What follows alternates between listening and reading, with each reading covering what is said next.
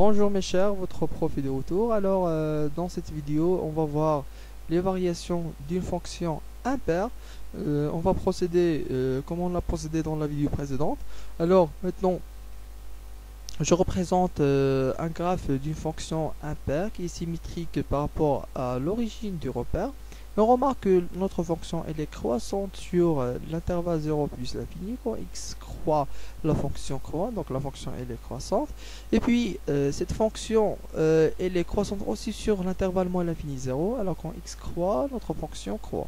Alors on peut dire que puisque la fonction elle est croissante sur 0 plus l'infini, elle est aussi croissante sur moins l'infini 0, et moins l'infini 0 c'est le symétrique de 0 plus l'infini par rapport à l'axe des ordonnées. Donc pour généraliser, on peut dire que si la fonction elle est impaire et s'il est croissant sur un intervalle positif, elle garde la même monotonie, c'est-à-dire elle est croissante sur son symétrique, et ainsi de suite. Et s'il est décroissante, alors elle sera décroissante.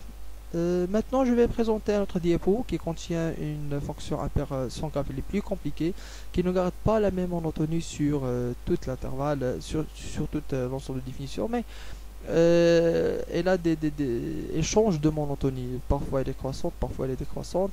Maintenant si on choisit un intervalle comme ça et on le nomme i. Maintenant, on cherche son symétrique qui sera celui-là par rapport à l'axe des ordonnées. Voilà, c'est son symétrique, on va le nommer i'. Et on va maintenant chercher comment cette fonction elle est. Est-ce qu'elle est croissante ou bien décroissante sur les deux intervalles. Et on va voir après. Alors, quand x croît, la fonction décroît sur i, donc elle est décroissante sur i. Aussi, quand x croît, la fonction décroît, alors elle est aussi décroissante sur i'. Alors, puisque la fonction elle est impaire, voilà, elle est impaire, elle garde la même monotonie sur les deux intervalles. Sur l'intervalle, elles sont symétriques. Donc, puisqu'elle est impaire et la fonction elle est décroissante sur i, alors elle est décroissante sur i'. Et maintenant, si jamais je veux choisir un autre intervalle où la fonction elle est croissante, par exemple cet intervalle-là, et on cherche, on va l'appeler i1.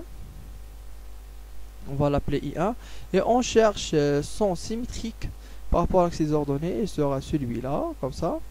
On va l'appeler i1', comme ça. Désolé pour la mauvaise écriture. Donc, on va l'appeler i1'. Et voilà, la fonction, elle est croissante sur i1 et aussi elle est croissante sur i1'. Donc, puisque la fonction impaire, elle garde la même monotonie. Alors, on peut généraliser tout ça dans une propriété. Voilà, soit f, une fonction numérique définie sur un intervalle positif, i inclus dans R+, c'est-à-dire un intervalle positif qui contient que des réels positifs, et ils sont symétriques. Ils sont symétriques, donc le symétrique de l'intervalle i. Alors, si la fonction est impaire, alors si f elle est croissante sur i, elle sera aussi croissante sur i', et si elle est décroissante sur i, alors elle est décroissante sur i'. Si elle est décroissante sur i, elle est décroissante sur i. Au contraire que la fonction paire, la fonction paire elle change de la monotonie de l'intervalle à son symétrique, mais la fonction impaire, elle garde la même monotonie de l'intervalle à son symétrique. Et voilà la propriété qui généralise les variations d'une fonction impaire. Et puis voilà une petite conséquence. Donc puisque les fonctions paires et impaires sont symétriques par rapport respectivement par rapport à l'axe des ordonnées et l'origine du repère, il suffit largement suffisant de les étudier juste dans le côté positif de l'ensemble de définition. Et là j'ai fait une petite erreur, je vais la corriger. Je dois